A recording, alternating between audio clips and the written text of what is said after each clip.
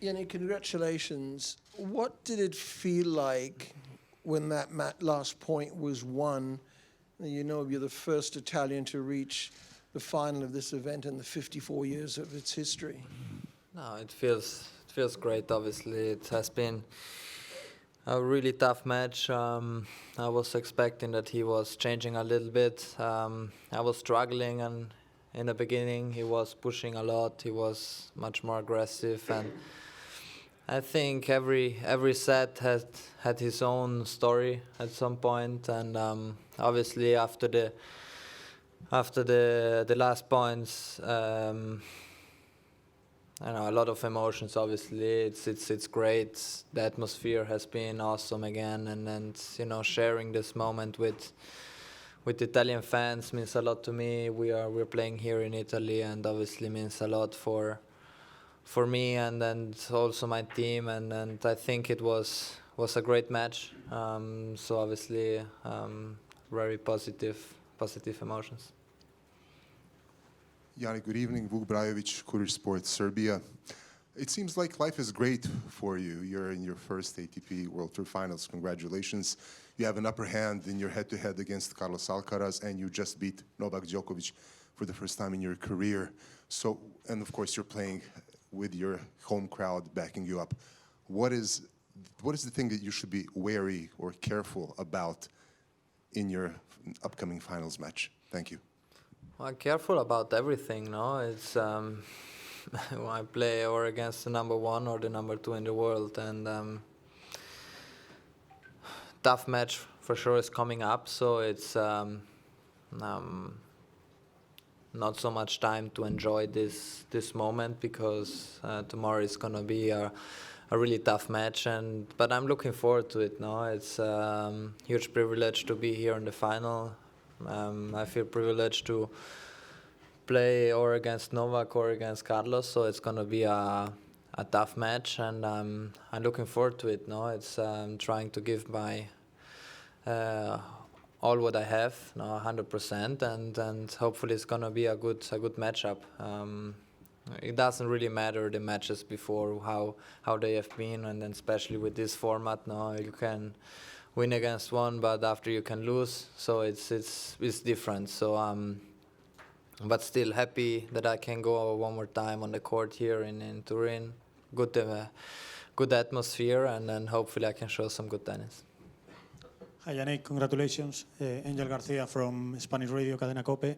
I would like to ask you, about just in case Carlos get the final, what would it mean for you playing maybe your biggest rival on the biggest final of your career and in front of your crowd? What would it mean playing Alcaraz here? Yeah, if Carlos wins, would be, I think, nice for tennis having two from a different generation in the final. I played against him already sometimes, and I think the matchup is really, really good. Usually we have always some interesting points, interesting moments. If I play against Carlos or if I play against Novak, they're going to change a couple of things. So I have to be aware, I have to be very careful and intelligent to understand what's going on the court, and let's see what's coming. No, it's if Carlos wins would be nice because there are many things together in our matchup. But let's see. This is. He's facing the number one in the world today, Novak. He has been in the position so many times, and he's looking for history again in this tournament. So it's gonna be interesting, and let's see who is my opponent tomorrow, and hopefully, as I said before, it's gonna be a good match.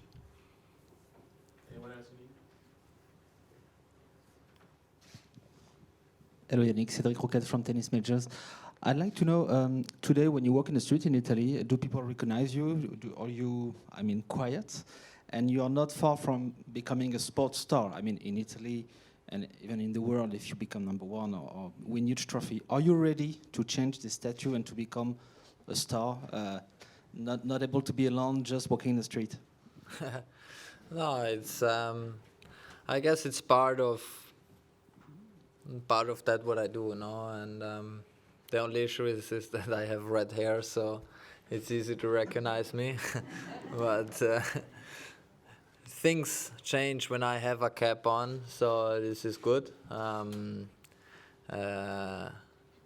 But still, it's I'm not looking for how do you say attention off the court. No, if people they recognize me, it is a good feeling. It is nice feeling. So it's I guess a good problem to have in one way. In the other way, you know, sometimes when you want to go to eat something normal in a restaurant, it's also a little bit different. But you know, it's I think a good problem to have in one way. It's like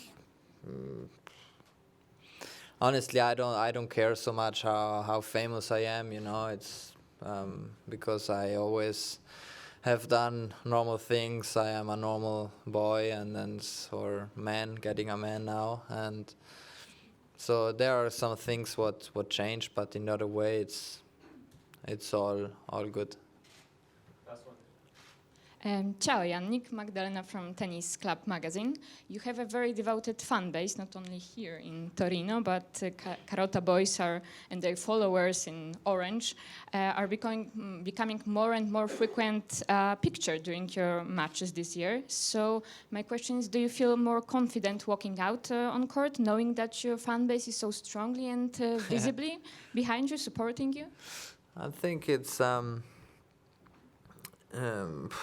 it's nice that they built or made this fan base. In one way, it's personalized fans, so it's good to have them.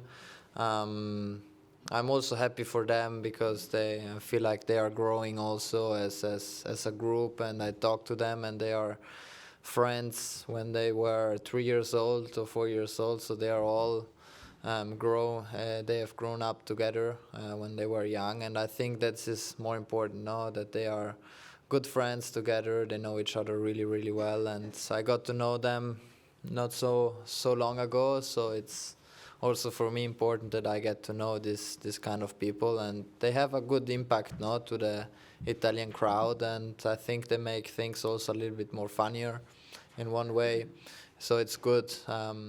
Hi, Daniel. I wanted to ask you what happened with that spectator at the beginning of the third set. Thank you. Third set, you say? Yeah. To be honest, nothing. I mean, I lost my head a little bit more because I lost a break, and I will be honest. The crowd, I think, was very nice here in Turin throughout all the weeks.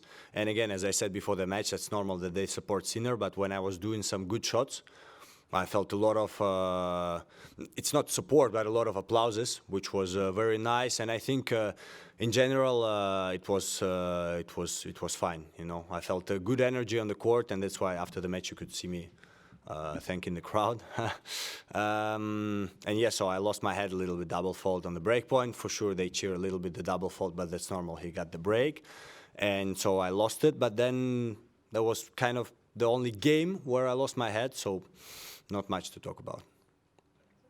Hi, Daniel. Which was your plan entering the match? Because you lost 2 matches in Beijing and Vienna, and also Jannik said he won them in different ways. So I'm wondering that I had the impression you were very aggressive at the very beginning, and then maybe the percentage of serving the set were a problem. Yeah, I mean, first of all, on this court, finally, I don't think I got a break. So on this court, you want to hold your serve. It's a fast court. You want to hold your serve.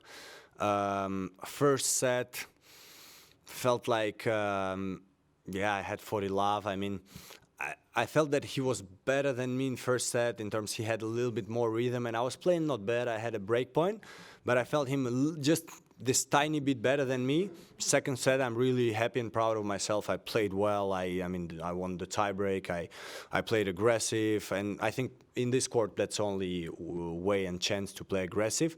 And third set, as you say, unfortunately, my serve let me down. I let my serve down in the important moments, and that's why, the score is 6-1, but I feel like it's just I was serving not good enough, and so I lost 2 service games and 6-1. But That's what I had to do better, but I was tired, and so congrats to him, yeah.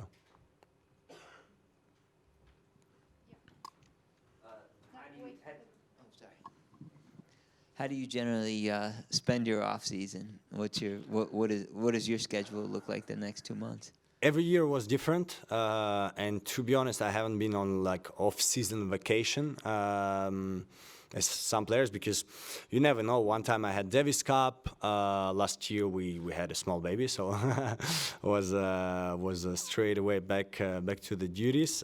This year we're gonna go with my wife to the islands. So first time in maybe 4 or 5 years.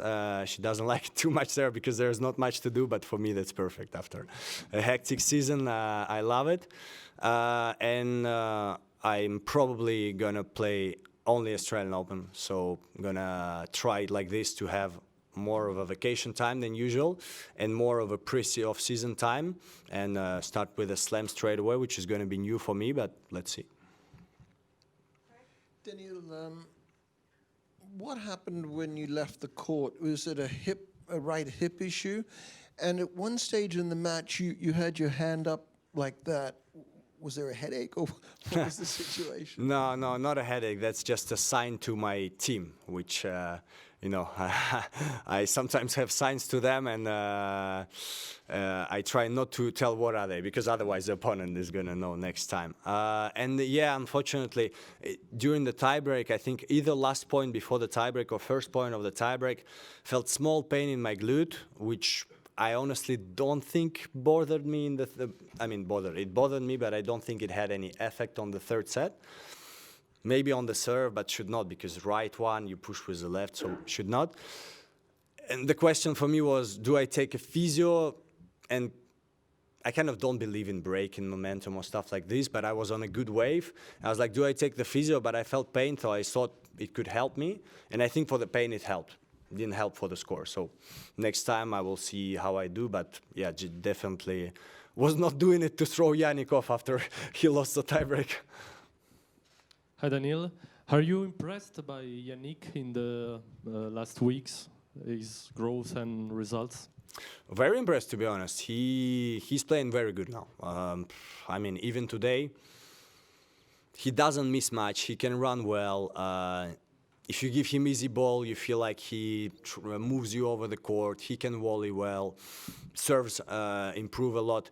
But, right now he's, let's call it, riding a wave. You can see it. Let's see how it's going to be in the final. It's going to be great semis, first of all, and then the final. And then the question comes, I generally believe if he plays like this, like he played last week's, all the time, he's going to have slams, number one. Then it comes to how many weeks, how many slams and stuff like this. But sometimes this way ends.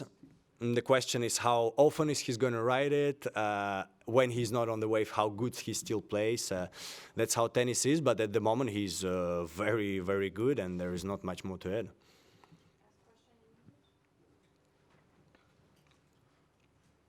Hello, Daniil. How do you rate what you just called this hectic season? How do you rate it? Well, I'm happy. I'm happy. It was a great season. Some ups, some downs, for sure. Big up was in the beginning of the season, and I still really, maybe even proud of myself, because before Rotterdam I dropped out of top 10. Was tough, and before Rotterdam on practice I was feeling terrible, like awful. I couldn't put the ball in the court, and then I lost the first set against Davidovic. I still remember. And then after the first set, everything went to the better.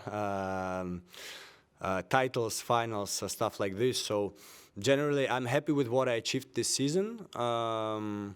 And I'm going to try to learn from it and try to go for more in the next season. Because, as we say, Sinner, Alcaraz, Novak, they play only better and better. So if you want to try to stay on the top, have to improve non-stop.